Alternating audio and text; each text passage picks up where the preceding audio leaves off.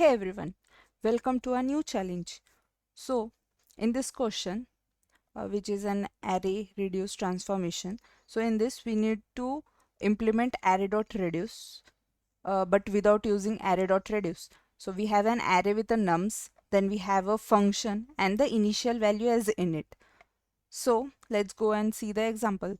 So we have an array with 1, 2, 3 and 4, and we also have a function which returns a sum of all the values, and init with is equal to 0. So this is an initial value which will be 0. So let's see the constraints. So there is nums length will be from 0 to 1000. Nums of I will be from 0 to 1000 and init will be from 0 to 1000. So we are dealing with a numbers over here.